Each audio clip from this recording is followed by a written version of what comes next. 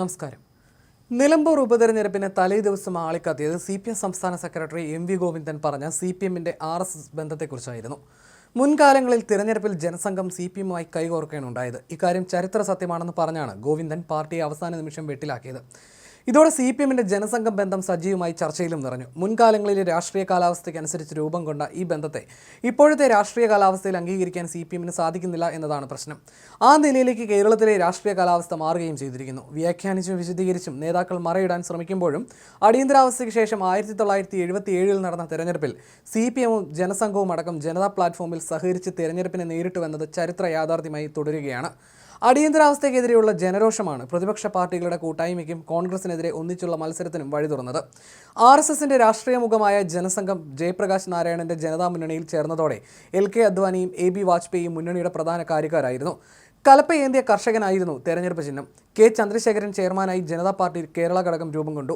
അഖിലേന്ത്യാ മുസ്ലിം league, Kerala Congress, Pillai group എന്നിവയും കേരളത്തിൽ മുന്നണിയുടെ ഭാഗമായി. ലോക്സഭയിലേക്കും നിയമസഭയിലേക്കും ഒരുമിച്ചായിരുന്നു തെരഞ്ഞെടുപ്പ്.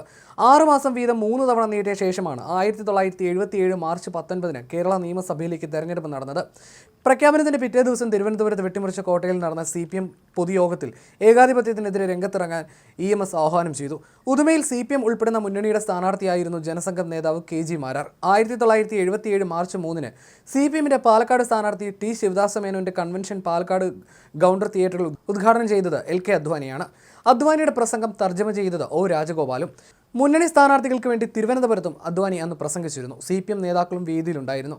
കൂത്തുപറമ്പിൽ നിന്നാണ് പിണറായി വിജയൻ ജനവിധി തേടിയത്. 1970 തെരഞ്ഞെടുപ്പിൽ കൂത്തുപറമ്പിൽ നിന്ന് പിണറായി വിജയൻ 743 വോട്ടിന്റെ ഭൂരിപക്ഷത്തിലാണ് വിജയിച്ചതെങ്കിൽ ജനസംഘം ഉൾപ്പെട്ട മുന്നണിയുടെ ഭാഗമായി തെരഞ്ഞെടുപ്പിനെ നേരിട്ട 1977 പിണറായിയുടെ ഭൂരിപക്ഷം 4401 അതേസമയം CPM നേതാക്കളടക്കം പ്രചാരണത്തിന് ഇറങ്ങിയിട്ടും KG മാരാർ 3545 വോട്ടിന് തോറ്റു.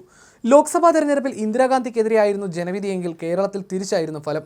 ജനതാ മുന്നണി വലിയ ഭൂരിപക്ഷത്തിൽ അധികാരത്തിലെത്തിയപ്പോൾ കേരളത്തിൽ ജനസംഘവും CPMും ഉൾപ്പെട്ട പ്രതിപക്ഷ മുന്നണി തകർന്നടിഞ്ഞു.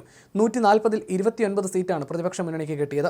Congress 38, CPI 23, Kerala Congress 20, Muslim League 13, RSP 9, PSP 3, NCP 5 എന്നിങ്ങനെയായിരുന്നു ഭരണപക്ഷ സീറ്റ് നില. CPMന് 17 സീറ്റ് കിട്ടി. ജനതാ പാർട്ടി 6, പ്രതിപക്ഷ മുസ്ലിം ലീഗ് 3, പ്രതിപക്ഷ കേരള കോൺഗ്രസ് 2, സ്വതന്ത്രർ 1 എന്നിങ്ങനെ മറ്റുള്ളവർക്കും. EMS 1999 വോട്ടിന്റെ കഷ്ടിച്ച ഭൂരിപക്ഷത്തിൽ ആലത്തൂരിൽ ജയിച്ചപ്പോൾ KR ഗൗരി അരൂരിൽ PS ശ്രീനിവാസനോട് പരാജയപ്പെട്ടു. ചാത്തോണി മാസ്റ്ററും VS അച്യുതാനന്ദനും E ബാലചന്ദ്രനും PK ചന്ദ്രാനന്ദനും പരാജയം അറിഞ്ഞു. ശക്തി കേന്ദ്രങ്ങളായ ആലപ്പുഴയിലും പാലക്കാടും CPM തകർന്നടിഞ്ഞു. ആലപ്പുഴയിൽ ഒരു സ്ഥാനാർത്ഥി പോലും വിജയിച്ചില്ല. ജനസംഘവുമായി ചേർന്ന് അടിയന്തരാവസ്ഥയെ നേരിടാൻ കേന്ദ്ര കമ്മിറ്റിയുടെ ഭൂരിപക്ഷം അഭിപ്രായം ഉപയോഗിച്ച് CPM തീരുമാനമെടുത്തതാണ് ജനറൽ സെക്രട്ടറിയും പോളിറ്റ് ബ്യൂറോ അംഗവുമായ P സുന്ദരയ്യ ചുമതലകളിൽ നിന്ന് രാജിവെക്കാൻ കാരണം. പാരാമിലിറ്ററി ഫാഷിസം അടിത്തറയായ RSSന്റെ പിൻബലമുള്ള പ്രോ ഇമ്പീരിയലിസ്റ്റ് സംവിധാനമാണ് ജനസംഘമെന്ന് സുന്ദരയ്യ രാജിക്കത്തിൽ പറയുന്നു. രാജ്യത്തിനകത്തും പുറത്തുമുള്ള ജനാധിപത്യ സമൂഹത്തിലെ ഇമ്പീരിയലിസ്റ്റ് വിരുദ്ധരും സോഷ്യലിസ്റ്റുകൾക്കും ഇടയിൽ നാം ഒറ്റപ്പെട്ടു പോകാൻ ഈ തീരുമാനം കാരണമാകും എന്നതിനാലാണ് രാജിവെച്ചതെന്ന് 122 പേജുള്ള കത്തിൽ അടിവരയിട്ട് ചൂണ്ടിക്കാട്ടുന്നു. സുന്ദരയ്യ ജനറൽ സെക്രട്ടറി ആകുമ്പോൾ കേന്ദ്ര കമ്മിറ്റിയിലും PBയിലും EMS ഉണ്ടായിരുന്നു. സുന്ദരയ്യയ്ക്ക് ശേഷം ജനറൽ സെക്രട്ടറി ആയതും EMS ആണ്. ഈ രാജിക്കത്തിന്റെ കാര്യം ചൂണ്ടിക്കാട്ടി KC വേണുഗോപാൽ അടക്കമുള്ളവർ സജീവമായി രംഗത്തുണ്ട്. അതേസമയം MV ഗോവിന്ദന്റെ പ്രസ്താവനയെ തിരുത്തിക്കൊണ്ട് മുഖ്യമന്ത്രി പിണറായി വിജയൻ അടക്കം രംഗത്ത് വന്നിരുന്നു. അതിനിടെ CPM RSS സഹകരണം ശരിവെച്ച് BJP മുൻ സംസ്ഥാന പ്രസിഡന്റ് K രാമൻപിള്ള രംഗത്ത് വന്നിരുന്നു. 1977 CPM മത്സരിച്ചത് RSS പിന്തുണയോടെയാണെന്നും RSS വോട്ട് CPM സന്തോഷത്തോടെ സ്വീകരിച്ചെന്നുമായിരുന്നു അദ്ദേഹത്തിന്റെ പ്രതികരണം. വിഷയത്തിൽ ഗോവിന്ദനെ തള്ളി CPIയും രംഗത്ത് വന്നിരുന്നു.